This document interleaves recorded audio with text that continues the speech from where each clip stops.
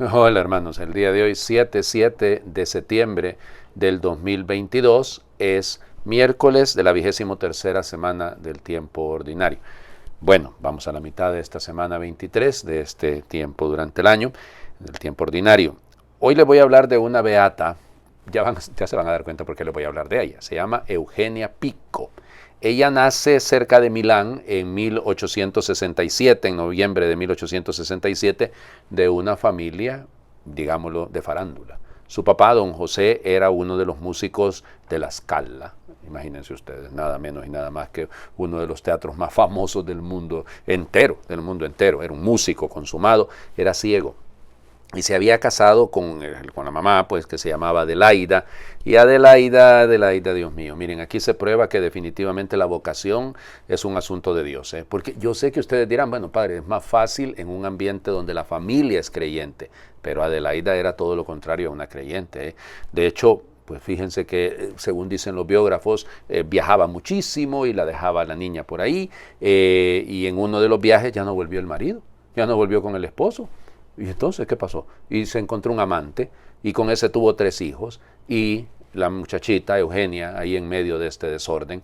Y claro, la querían forzar a que fuera que siguiera el mismo ritmo de vida que la mamá prácticamente. A los 14 años estuvo a punto de perderse Eugenia porque pues lamentablemente tuvo llamémosle un novio y bueno, casi estuvo a punto, pero tuvo la suerte de una profesora de música de ella que se llamaba Josefina diríamos, que ella se va a encargar de orientarla y la va a colocar en manos de una religiosa de las Ursulinas que se llamaba María Virginia Pizzetti. Y entonces ella se va a encargar. Se da cuenta de que en el corazón atribulado de esta muchachita, que era una excelente música, que tenía una excelente voz y todo, pero ahí estaba hablando Dios. Y entonces ella se iba a meter a una capilla, ahí evidentemente en el Duomo, o sea, ahí en Milán, pues de hecho en San Ambrosio, no en el Duomo. En San Ambrosio se iba a meter ahí a una capilla, se iba a la capillita de las Ursulinas y vive un proceso de conversión sumamente interesante y finalmente decide pues abandonarlo todo. Y entonces lo que pasa es que si se quedaba en Milán, ahí cerca de la mamá, entonces no iba a cuajar el asunto, ¿verdad? Entonces huye de la casa en 1887 y se va para Parma.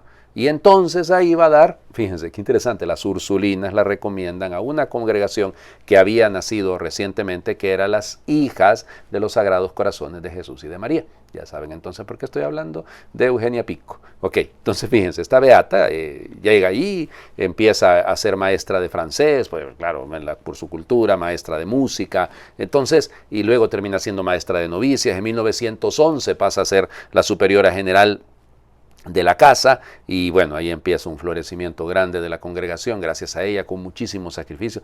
Era bastante enfermiza y resulta ser que le dio una tuberculosis que incluso terminaron amputándole una pierna. Y la habían reelegido como superiora y ella decía, bueno, va a ser muy difícil que yo pueda llevar adelante, y el obispo de Parma le dijo, no, si se gobierna con la cabeza, no con los pies. Y entonces ahí se acabó el asunto, ¿no? O sea, es decir, ella terminó sus días, precisamente un 7 de septiembre de 1921 va a entregar su vida al Señor, para la gloria eterna, la había entregado antes, ¿no? Pero miren, un sufrimiento terrible en sus últimos años, la pasó muy mal, pero precisamente ese sufrimiento fue asociado a la cruz de Cristo y Redentor. Fue beatificada en el 2001, en octubre del 2001, por el Papa San Juan Pablo II, para que vean ustedes. Me encanta pensar ¿qué es eso? Dios se puede valer de circunstancias. Ojalá todos nuestros jóvenes en momentos de crisis encontraran personas como la profesora Josefina o como la María Virginia Pizzetti, la religiosa que fue la que le ayudó. Y ojalá los jóvenes se dejen ayudar, porque sin una cosa y la otra tampoco estamos. Vamos adelante. Primera lectura del día de hoy está tomada siempre de la primera carta a los Corintios, del capítulo 7, versículos del 25 al 31. Queridos hermanos, en cuanto a los jóvenes no casados, no he recibido ningún mandamiento del Señor, pero les voy a dar un consejo, pues por la misericordia del Señor soy digno de confianza. Yo opino que en vista de las dificultades de esta vida, lo que conviene es que cada uno se quede como está. ¿Estás casado? No te separes de tu esposa. ¿Eres soltero? No te cases. Pero si te casas, no haces mal. Y si una joven se casa, tampoco hace mal. Sin embargo, los que se casan sufren en esta vida muchas tribulaciones que yo quisiera evitarles. Hermanos, les quiero decir una cosa, la vida es corta. Por tanto, conviene que los casados vivan como si no lo estuvieran, los que sufren como si no sufrieran, los que están alegres como si no se alegraran, los que compran como si no compraran, los que disfrutan del mundo como si no disfrutaran de él. Porque este mundo que vemos es pasajero. Palabra de Dios. Te alabamos, Señor. Pues ya ven ustedes que el bendito Pablo termina dando los consejos que dan los muchachos que hoy en día se desbocan completamente. Si la vida es corta, ya echando a perder se aprende, de todas maneras, y ahí van poniendo un montón de excusas, ¿no? Y bueno, no, claro, Pablo lo que está es relativizando, ojo con esto, relativizando todo lo que significa las respuestas entre más excelentes puede considerar alguno o menos excelentes puede considerar otro. Delante de Dios, no. Pablo le han preguntado esto, muy probablemente los de Chloe le han cuestionado, Pablo, ¿y qué hacemos? ¿Qué debe casar la gente? ¿No se debe casar? De hecho, recuerden que hay una herejía que gira en torno a esto, ¿no? Que va a ser muy común en algunas de las comunidades a las que Pablo se va a enfrentar, más adelante, sobre todo en el siglo III, sobre todo en la comunidad alrededor de los montanistas, esto va a crecer muchísimo, el encratismo, así se llama esta herejía, que niega el valor del matrimonio, ya que casarse es malo. Bueno, yo sé que algunos dirían, no, sí, padre, tienen razón. Mi papá sería uno de los primeros que diría bromeando eso, pero bueno, el asunto es este, ¿no? Tiene 50, va a cumplir 50, ¿y cuánto va a cumplir mi padre y mi madre? 54 van a cumplir de matrimonio. En fin, el asunto es este, fíjense, y quiero que quede claro. Le han preguntado a Pablo. Pablo entonces responde. ¿Y qué responde? Hombre, que cada uno según su vocación. ¿No estás casado? Adelante, quédate casado. ¿Estás soltero? Quédate soltero. Es mi consejo porque yo estoy viviendo eso. Si te quieres casar, cásate, no hay ningún problema. Es decir, el asunto es que tenga vocación para esto, ¿verdad? Porque hay tanta gente que se casa 1000 veces y realmente no tiene vocación para el matrimonio. Y también puede ser todo al revés, ¿no? Hay personas que se han consagrado en la vida religiosa y no tienen vocación para religiosos. O sea, el tema es, usted viva la vocación que tiene y viva relativizando el asunto, es decir, hombre, este mundo es pasajero, seamos realistas en eso, no significa carpe diem, ¿verdad? Seize the moment, dirían los ingleses, no se trata de eso, se trata de vivir en el presente, pero con la mirada puesta en la vida eterna, pues. O sea, tampoco es que vivir de tal manera como que si todo, nada vale, nada es importante, no hay ninguna cosa que cuente, no sirve la familia, ni nada, ninguna de estas cosas, todo lo contrario, es ubicarnos correctamente en la perspectiva delante de Dios. ¿Cuál es nuestra vocación? ¿Cuál es el camino que debemos seguir? Una vocación que nos es común a todos es la del Evangelio del día de hoy. El discurso o el sermón del llano. Así como el sermón de la montaña, ahora el sermón del llano. Eso vamos a seguirlo leyendo hasta, creo que el sábado. Creo que eso solamente vamos a leer, o sea, de hoy miércoles hasta el sábado. Solo que lógico está en medio de la fiesta mañana de la Natividad de María, porque mañana cumpleaños la Virgen. Pero bueno, vamos. Lucas, capítulo 6, versículos del 20 al 26. En aquel tiempo, mirando Jesús a sus discípulos, les dijo: dichosos ustedes los pobres, porque de ustedes es el reino de Dios. Dichosos ustedes los que ahora tienen hambre, porque serán saciados. Dichosos ustedes los que lloran ahora, porque al fin reirán. Dichosos serán ustedes cuando los hombres los aborrezcan y los expulsen de entre ellos, y cuando los insulten y maldigan por causa del Hijo del Hombre. Alégrense ese día y salten de gozo, porque su recompensa será grande en el cielo. Pues así trataron sus padres a los profetas. Pero ay de ustedes los ricos, porque ya tienen ahora su consuelo. Ay de ustedes los que se hartan ahora, porque después tendrán hambre. Ay de ustedes los que ríen ahora, porque llorarán de pena. Ay de ustedes cuando todo el mundo los alabe, porque de ese modo trataron sus padres a los falsos profetas. Palabra del Señor. Gloria a ti, Señor Jesús. No perdamos de vista que aquí hay un hilo conductor muy lindo, ¿ok?